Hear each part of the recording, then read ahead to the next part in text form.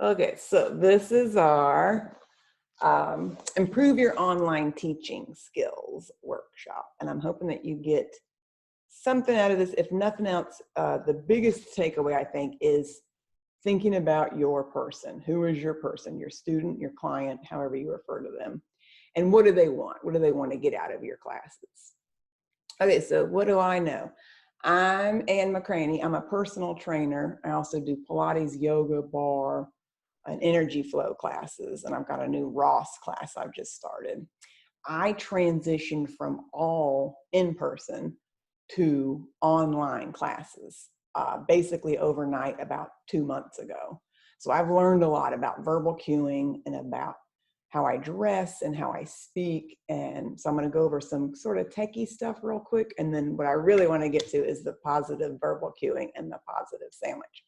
Okay, so what I want you to figure out today is how best to improve your students' experience so you can create this experience that is positive, loving, safe, a warm learning environment for your people so that they had a break from their stressful day and they leave your class feeling really successful. So for just a moment, if you would with me, close your eyes, take a big deep breath. Relax your shoulders, relax your face, and just picture your person. And you might have a catalog of people. I know I have 2 or 3 people that I picture when I'm writing an email or designing a program or a class, but just pick one person for right now. And picture that person in your head. And if you've been lucky enough to be doing one-on-ones with people before you transition to online, you might know a lot about that person. I've gone on vacation with clients. I've been to their homes for dinner. So could you picture what this person does on a daily basis? Where do they shop? What are their interests? Do they take French lessons? Do they love to travel? Are they still working? Are they retired? Are they students? So just get together maybe 10 or so data points on this person. What are their goals? Do they want to improve their mobility? Do they like the social aspect of coming to class? Are they learning a specific choreography or improving a skill? Do they want to move their body? Do they like the connection of the class with other people? Do they want to lose weight? A lot of my clients come in for weight loss, and then once they start building strength, they say, oh, okay, now I want to keep working on this strength. And then open your eyes, and do you have a nice picture of that person in your brain? Because this is going to help you with all of this programming and just thinking about how you interact with. Sometimes, especially if you're doing a Facebook Live, it might be a blank screen that you're looking at. So if you can picture Nancy from Portland that likes to kayak, you're going to have a more clear picture of that person and give them a better experience. Okay, so some quickie, like tech stuff, if you will, or just stuff about your space. Check out your space. So you might video yourself in front of where you're planning on teaching your classes. So what I put up is the screen in front of my TV set, right? So I've made this background that looks sort of, it's not too busy. And it doesn't have to look super professional. I think everybody understands you're working from your home, right? It could be that your couch is in the background, and that's totally fine. I've watched some training programs online in a woman's garage, and you can see the car and you can see the stuff that I'm working on, focusing on her. So I don't think it matters if it looks super professional, but as much of a clean slate as you can get for whatever your space allows. And then of course, like close the bathroom door, put the laundry away, you know, that kind of thing. And then check yourself, how visible are you? So for my older people, a really bright color like this pink shirt that I'm wearing is often more visible. I've got a lot of these crazy pants that a friend makes for me. And so some of them are patterned. And I've just been asking my clients. I wore these one day and one of my clients said, those pants are too distracting. I can't see you. I can't see the foam roller. And so I have actually certain pants that I wear for certain clients. My older clients, I try to keep it really simple to a solid, bright color. If you were in a black tank top, black leggings on a black mat teaching a yoga class, that might be really hard for somebody to see you. If you were black leggings, black tank top in front of a white wall, that might be just the thing. So this could vary based on what you're teaching, who your audience is. It doesn't matter so much, I think, as far as what you're wearing, if your verbal cueing is really specific, and we're going to talk about that a little bit later. So what in your environment can you control? Can you turn off your email notifications? Can you put your phone on airplane mode? Can you power down other stuff in the house? Now, if you have a spouse who's working in their office or a child who's doing online learning, some of this you can't control. But if most of the juice that you're pulling is going to the whatever you're using, your phone or your laptop, that's going to give you the best connection. And then embrace the chaos, right? Your cat walks across your yoga mat, or the neighbor's dog starts barking. Some of this is out of your control, and can you just roll with it? So that's a little setting up your scene. And then when your class starts, greet your participants enthusiastically. If you know their names and you can see them, say, "Hi, Carol, welcome, how are you?" Tell them what we're going to be doing. Is it an hour-long class? Is it 90 minutes? Are you going to give them a little 10-minute stretch at the end? So set them up till they know what's coming. And then if they need any gear, like we use yoga blocks a lot, or a band or some weights, or are they going to use a chair to help them balance? Tell them all the stuff they need if you can think of it, so they can get themselves set up. If you've got someone and you're Zooming and you can see your participants and they've already got all their gear, you could say, okay, look at Rebecca. She's got her band and her block and her chair ready to go. If they're new people, you might give a little background on yourself. I'm Ann, I'm Zooming in from Portland, Oregon. I'm a personal trainer. Here's the class for today. We're doing salsa, or we're doing whatever. And then how are they controlling the audio, the video? Are you going to mute your participants? So I leave mine unmuted often, unless there's a lot of stuff going on in the background. Then I'll tell them they can just mute themselves. Or if they're muted, they can unmute themselves and ask questions. And again, this will be different if you're Zooming versus Facebook Lives where you can't see anybody. I've been using Zoom as my mode of teaching people. So I like that I can control the muting versus unmuting. I've got one girl that doesn't even have video option on her computer. She's been tuning in. I've never laid eyes on her, but she comes every week to this evening class. And then starting and stopping on time. This was really important to me during live classes, but I think just as important now, people are busy. There's this funny, awkward thing at the end of the Zoom meeting where they're like, okay, are we done? Okay, goodbye. So you might even say something cute like, that's a wrap, or we're done with class. Or if you do want to hang out, say, if you've got a boogie, if you have questions, I've got another 5 minutes to hang out. But if you're done, you can split, like tell them they can go, because sometimes it feels like you're kind of sneaking away. So starting and stopping on time. Now, my best part, the thing I was most excited about this class today, the importance of using positive, empowered language. And so this is sort of my verbal pet peeve when I've taken classes in the past, is that arm or that hand, or move that leg, versus I am moving my arm, I am controlling my body. And so that's something to think about, is noticing your language. Do you use words like just or stop? And so I'll give a bad example of verbal cueing. If I were to say, Tanya, don't do that. Stop moving your arm. No, to the right, to the left, go again. Versus saying, Tanya, I'm loving this movement you're getting in your upper body. Your arm looks really fluid. I wonder if you could add in a little head movement to your left. That looks great. Do that once more. That to me seems specific and positive, versus putting the brakes on and saying, stop doing that thing. I can cue someone to modify their movement and have it still be a thing where they feel really successful and positive. So here are some examples of positive cueing. Activate your core, create space in your hip, lift your gaze, build strength in your feet, reach all the way through your fingers, focus your gaze on one point. So my other fun thing to think about is telling a story. So if you're teaching a salsa lesson, can you paint a picture of salsaing at 11 p.m. in a club in Cuba where there's cigar smoke wafting through the crowd and it's hot and humid, right? Can you make this picture for them in their brain?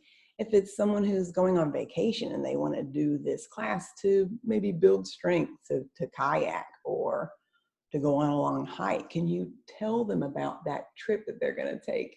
Can you just remind them a couple times during the class, picture that kayaking trip, picture that hiking trip you're going to go on. Give them a little carrot, something to make them think, oh yeah, there's a reason I'm doing this. I'm not just here wagging my arms around to do this exercise class. Is there some bigger picture? And so that goes back to that thing we did in the beginning of really visualizing who your person is. And again, you might have several different people. I have a crew of women in their 60s and 70s that I'm often picturing, like I said, when I'm designing a class or crafting an email. They're retired. They often take art lessons or language lessons, French lessons. They're active. They travel a lot. Then I have a group of women who are more 50s, 40s and 50s.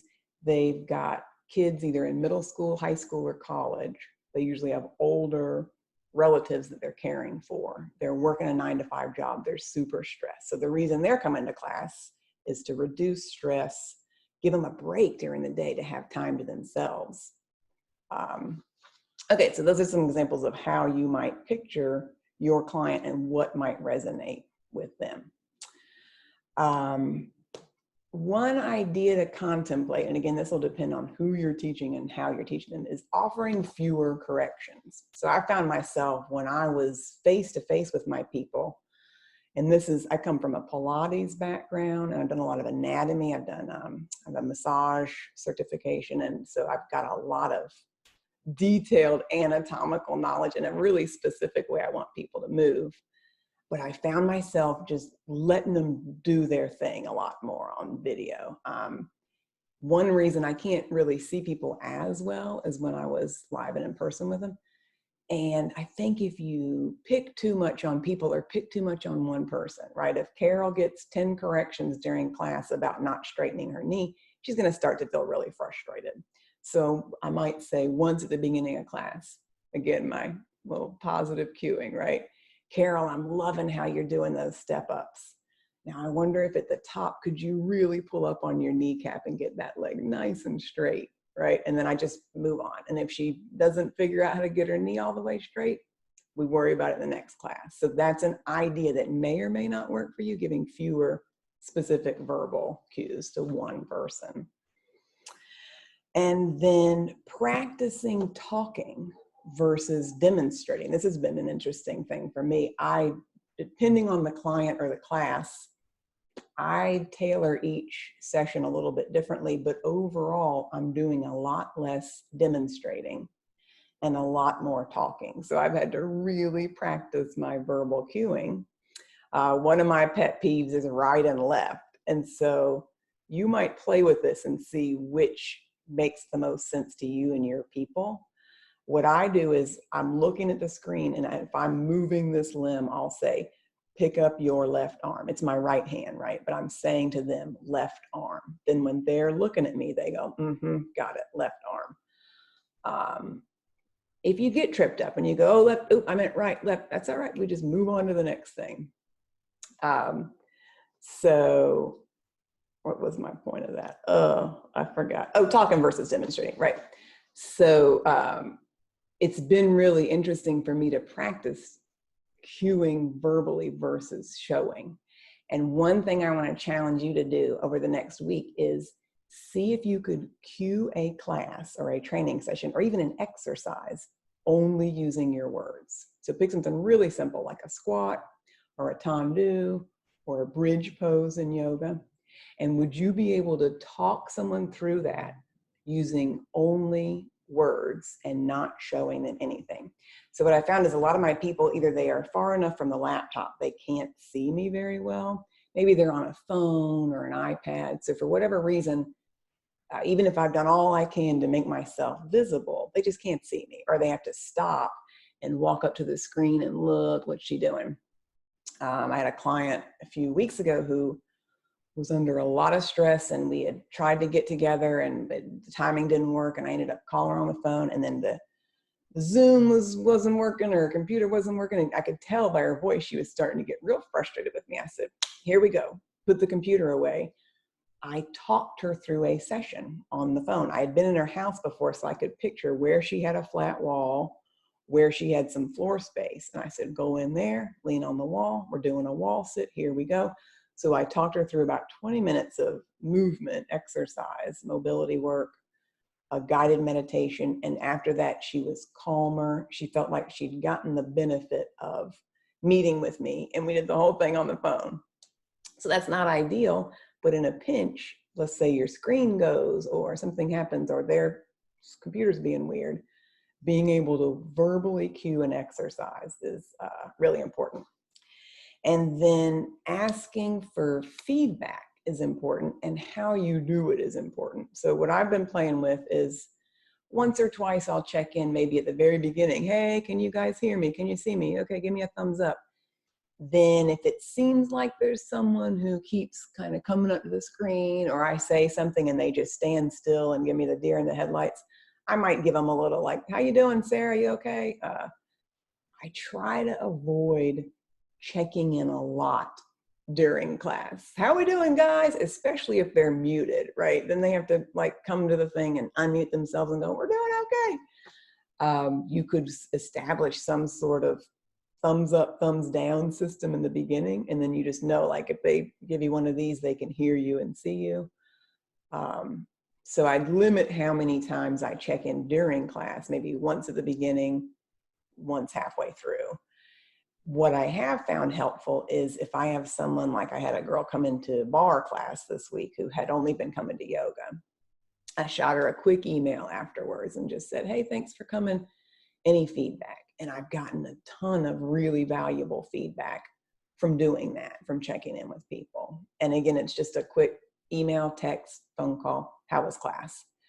And they might say, oh, that was great. I could hear you just fine, but I have a question about that one move we did. Or, oh, you know, I loved it. I think I might add that class to my regular rotation. Okay, so if you ladies have questions or thoughts, I'm going to pause for a second. And if you want to unmute yourself. So some of the stuff we just talked about was picturing your ideal client or your regular, setting up your space, positive verbal cueing. Oh, hold on. I got one last thing. I forgot the positive sandwich. I think I sort of alluded to this, but I kept, I wanted to come back to it and talk more specifically. So my positive sandwich. This is a good way to communicate with anyone, spouses, children. So rather than saying, here's the thing that I don't want you to do anymore, you would say, here's something you're doing really well. I wonder if you could do this differently. Thank you, that looks excellent. I'm loving it, right? So if you wanted me to straighten my knee and my leg was extended, but my knee was kind of bent a little bit, you might say, and I'm loving how high you're getting your leg. There's lots of energy there. I wonder if you could really stretch your leg long so that all the way the back of your knee, your ankles, your toes, everything's stretched to the far wall. That looks beautiful. Keep it up. Let's do 5 more. So that's my positive sandwich. You give them a positive. You give them a, here's a thing that could be improved upon. And then you give them a positive at the end. Okay. Do you guys have thoughts, questions, ideas? Do you want to chime in with anything with me on any of that stuff? There's Kristen. Hi, Ann. Hi. Well, you've been to my classes, so I was like, oh, I'm doing that. Yeah. You know, you've been in the studio when it's been in person and then now online. And when they're in the studio, like I never really call anybody by their name, you know, because Joelle, I teach somatics, so it's a very, very mindful modality of movement. And so people are they should be very internally aware. And I don't want to kind of bring them out of themselves. And as soon as you call somebody by their name, they're like, what? You know, the reticular activity system goes to a different place. So I try to keep everybody a little bit more internally aware, but it is different online. And I still don't call people out by name.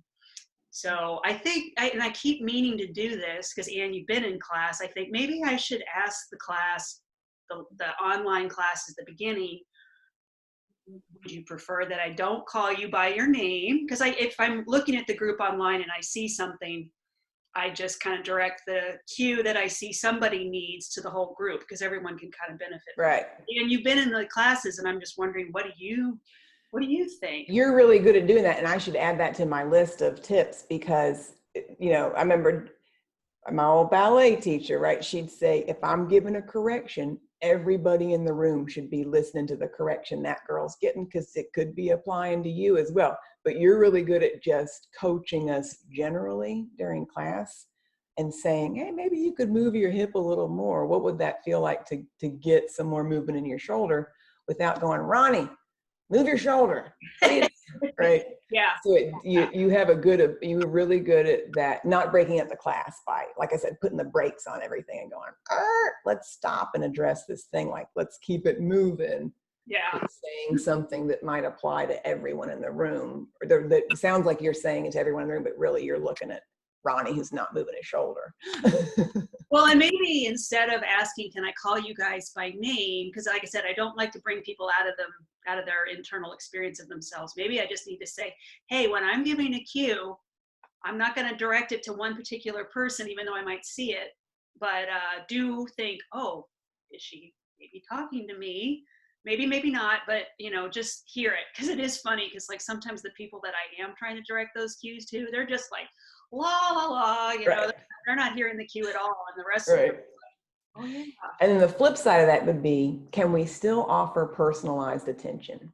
Which is the nice thing about my classes. They're very small. I've got usually 5 to 8 people in a class, sometimes as few as 3 people. And I enjoy that number of people. But I've had people respond to my email, go, well, could you see me? Could you hear me okay? You know, that people want feedback. They want to know they're doing it well. They want to make sure they're not doing something that's going to hurt themselves or something that's going to not benefit them. So that's an interesting, we could go into a whole hour-long conversation about that, right? How are you specific and let them know that you can see them?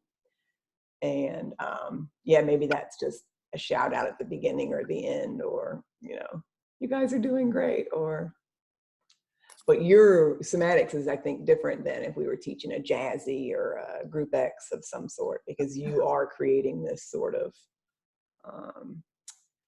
mindful, almost a moving meditation where you're sort of like, we're cruising. It's not a like a group fitness class where you might holler out at somebody. And yeah. I teach Jazzercise, and I also don't like to call people out. We keep on moving. I think it's unique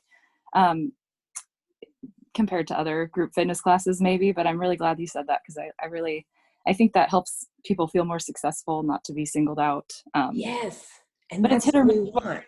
Yeah. It's hit or miss whether or not the person will get the message, but I've had people actually, they'll hear me say it so many times that they come up eventually and they'll ask me about it. So. And Joelle, are you at the Milwaukee studio? I am. We share a lot of students. Sasha and Rebecca both told me about this class. So Yay! And are you guys doing Facebook Lives or Zooms? How are you doing your online? We're doing Facebook Live right now, very limited.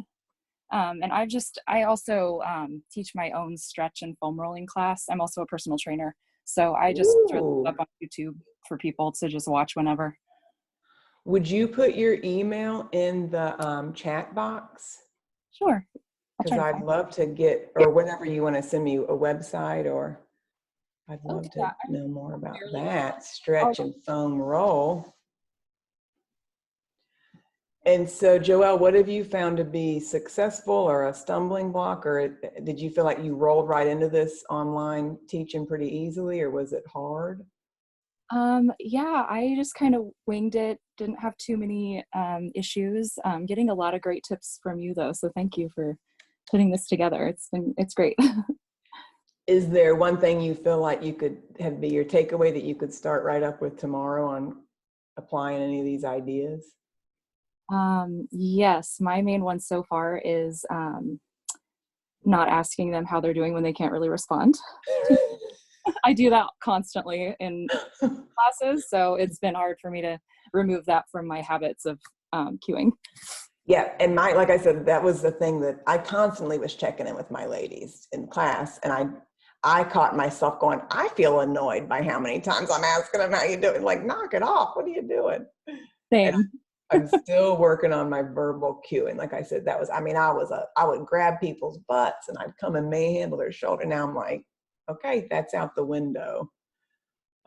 So each of these things is something I've figured out on my own, or I've watched some other people and how they do it. And I talked to one of the West Coast swing girls from Dance with Joy, and she said she records herself very often and she'll go back and watch the recording. So there could even be some funny little tick or something that you do that you don't even realize you're doing. And then you go back and watch and you're like, what was that? For me, it's my facial expressions. I love watching videos. Oh, I hate watching videos of me. I'm like, I have a face like a Muppet. Like, it just, what's going on? Okay, so I kind of blazed through this pretty quick, fast, thinking this would give us a nice short session for today. This could be a thing that I know a lot of dance instructors and group X instructors that we could have a one-off, like once a month meeting or a regular thing to kind of get together and put our heads together. So I'll keep my feelers out as far as if there's more interest in doing this kind of stuff. This was the first one of these. So I thank you for being my experimental test group. And then, Can I ask a question of Joelle? yeah. Joelle, do you like teaching things on Facebook? Live? Right now, it's just kind of what we have. Hi, Sasha. I just realized my video is off. I'm sorry about that. Hey, there she is. Okay. I could only see you. I had my screen. It was fairly wonky. Yeah, for me, the Facebook, it's fun. It's kind of nothing like, live like we wish, not being able to see what they're doing to adjust my cueing is an interesting experience. And I can't tell who has come to the class afterwards unless they decide to tell me. Just Facebook is, as a platform, doesn't give a lot of detail. So, but it's something. I won't say that I love it. Yeah, I thought I would try doing it now that once the pandemic started, I was like, oh, maybe I'll do Facebook Live. And then I just thought, this is so weird to not just be talking to maybe nobody. And so yeah, I've been doing Zoom, and luckily I'd been doing Zoom before this all started, but now all my classes went online because I've had somatics classes online, but I also teach outdoor fitness classes. So, but I didn't want to keep the outdoor fitness classes outdoors because I didn't think it was fair that if we were even a very small group outdoors, like if every personal trainer in town took their groups outside, we wouldn't really be obeying the, stay-at-home rules. So it would get too crowded, and that was the problem of why we had to close down the parks in the first place. But yeah, so those classes are a little bit more not challenging to teach, but because they're moving like from standing to down to the floor, I don't always see them. And I want to be able to see them, but they don't. They're in their groove. And so, occasionally I'll see a foot or something rise up, and I'm like, well, at least they're moving and they're still there. So. Okay, so Sasha, we basically just blazed through everything in half an hour. I'm glad you're here. I recorded this, so I can send you the recording, but something we just kind of cruised through, like, how do you set up your space? I didn't talk specifically about lighting, but if you can see these lamps, see those lamps I've got behind me? I've basically got 3 of those hung up here, and that's what I did. I just made myself a little setup next to the couch. So to me, that's a decent amount of lighting. You can go down the rabbit hole on YouTube as far as there's products you can buy. And I had this one lady called Hot and Flashy. She does like videos for over 50, how to light your face. And she says, if you just got a light to the side, it's like Wrinkle City, right? So she says filtered natural light coming at you, it's straight on, is like the best. But anyway, a little bit of setup, and then like clothing, like this bright pink shirt I'm wearing is better for my older clients to be able to see me. And then we were talking about positive cueing and verbal cueing versus being able to be hands-on with people, or saying, watch me do this exercise, which sometimes is helpful. But do you guys, I don't know how much time you have today if you want to play around with this. What we could do is practice, since there's a small group of us, just practice either the verbally cueing someone through an exercise or my positive sandwich. Do you want to pick one of those to work on as a little group? Anybody? I'll take your movement. So Kristen, which one do you want to practice? Do you want to practice verbally cueing an exercise or your positive sandwich?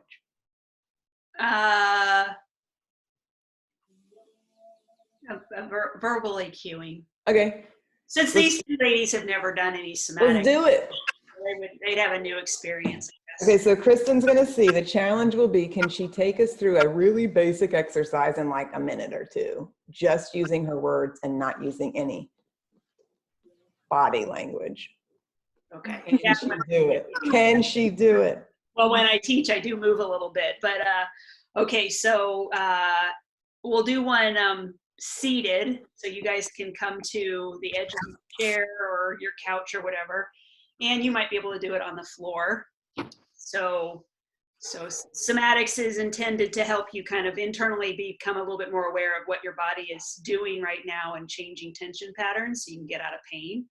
And I actually have people do the movements generally with their eyes closed, so they're not trying to follow anyone. So if you guys want to just relax and close your eyes, and first just notice how you're sitting. So, even though you might be online and looking at the computer, situate yourself so that you're just facing forward. You don't even have to look at the screen because you're not watching anything.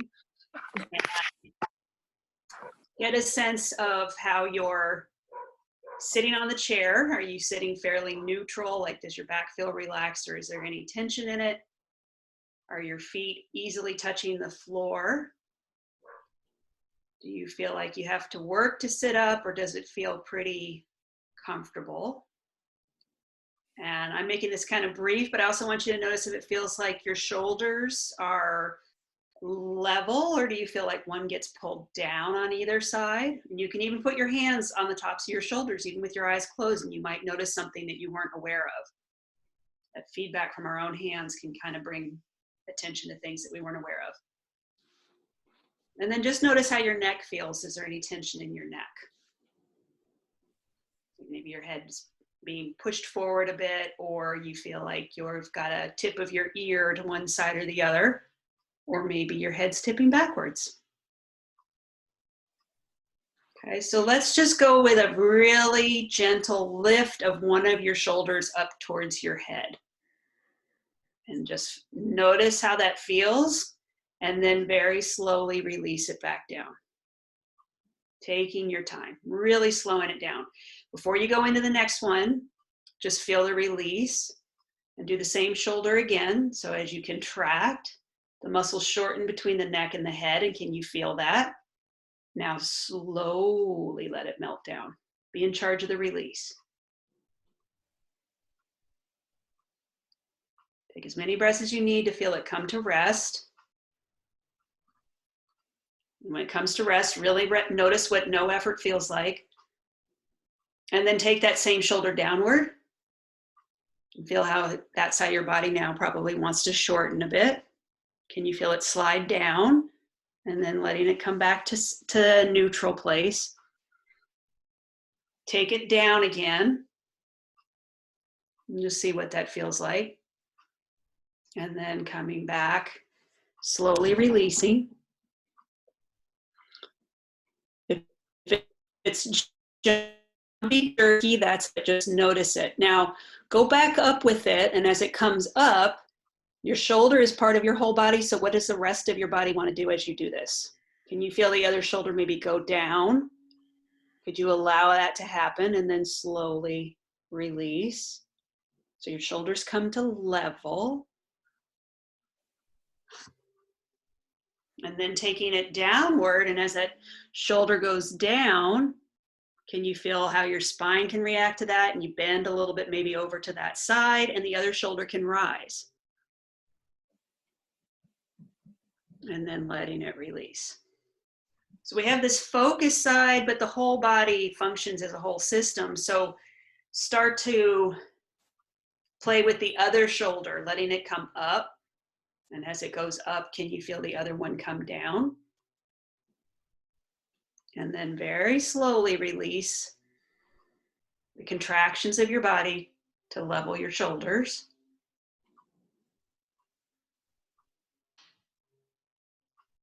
And then taking that second shoulder down, and as it goes down, can you feel the other one want to come up? And slowly releasing.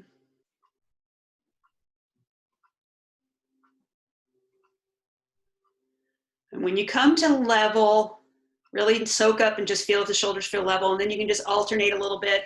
I'll wrap it up in just a second, Ann, don't worry. And then just let those shoulders alternate a little bit, feeling what the tension pattern is that you're creating. Can you feel a whole tension pattern into your whole body? So that maybe your spine goes into a bit of a C curve. Notice if your head moves or not. Could you allow your head to move? Where does it want to go?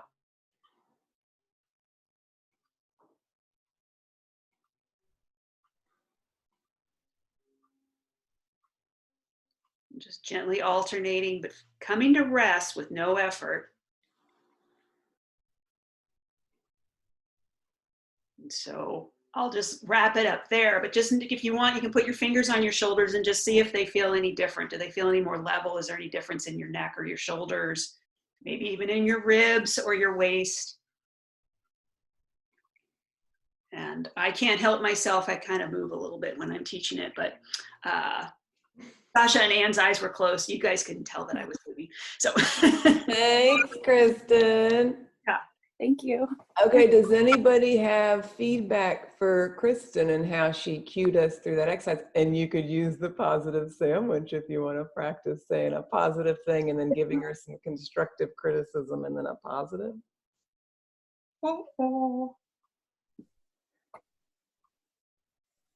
I liked how you corrected to make sure I came back down slowly. I don't know if you were watching, like on the first part, it was just like, I must have rushed down and it was just like, make sure you do come down slowly. I thought that was very helpful. Like the second time we did it, to make sure we were going slowly, like reinforcing that. Okay, thanks. I like the language of can your body do this versus trying to force us to do something. I wonder if you noticed there's a couple times you said just. I think this is one of my language pet peeves. Just and don't. I'm like, ah. Did I say don't? No, I think I heard you say just a couple times. But yeah, I like the cueing of could your body do this and could your body do it slowly? So, okay, well, thanks. Thank you, Kristen. Does anybody else want to practice cueing us through something? Sasha says No. Okay, I see Joelle's email, rational fitness, but spelled like rash. I love it. So I'll shoot you an email. I'll send everybody. Sasha, I think I have your email address. Yes, you do. Mm-hmm. Oh, that's right. And then, so I'll send everybody a link to, I recorded this. And so Sasha, you can go back and watch some stuff that you missed, but we just kind of blazed through it. And then I was telling the ladies, this might be a fun thing to have like a little monthly meetup with other instructors. If you feel this is helpful to just, I've been doing some networking stuff online and I meet with some ladies weekly, and it's just been really nice to have somebody to visit with and to bounce ideas off of and have a little community and someone besides the boyfriend to talk to every day, shoot the breeze with. Okay, anybody else want to practice anything or have thoughts or feedback about the stuff we talked about today before we wrap it up?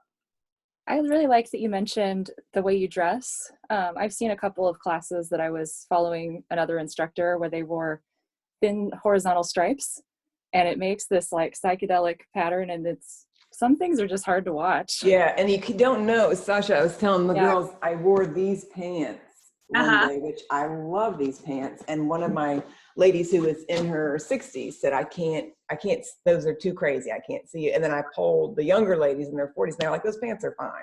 They're beautiful. So I'm more conscious of, so that my older clients, I wear something like this that's a little bit of a pattern, but it's not so crazy. Or like I said, the bright pink. And it could be that, like you said, you probably never would have picked up on that stripe thing in person, but then seeing it on video, you're like, whoa, this is like making my eyes hurt. So yeah, you might notice what other people are wearing, or you can ask your clients for feedback and go, hey, this is a new thing I'm figuring out. You know, what do you think? How visible does this look? Shiny stuff too. Sometimes shiny stuff can reflect weird on screen. No, there's an experiment. There's a setting, Anne, in Zoom. What is it called?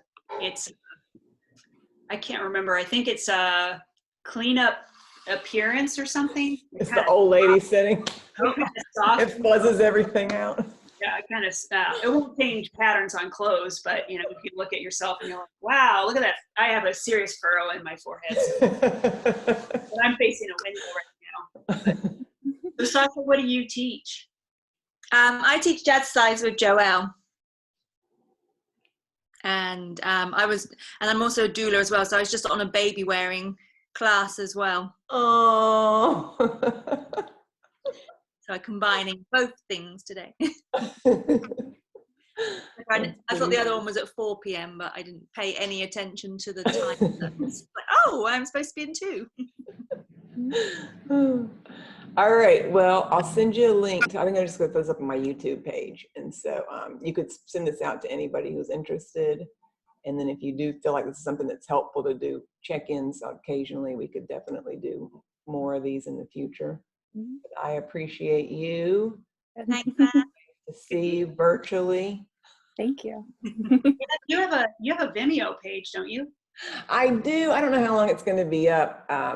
I haven't really been, I have the 5 up there, but I haven't really done anything else with it. And it's just been kind of sitting there for a year. So I'm not really seeing the value in having that right now, but we'll see what ends up happening with that. YouTube is where I've been putting on my interviews. Ladies, I interview different people each Saturday. And so I've got those all on my YouTube page. So we'll see what ends up happening with that.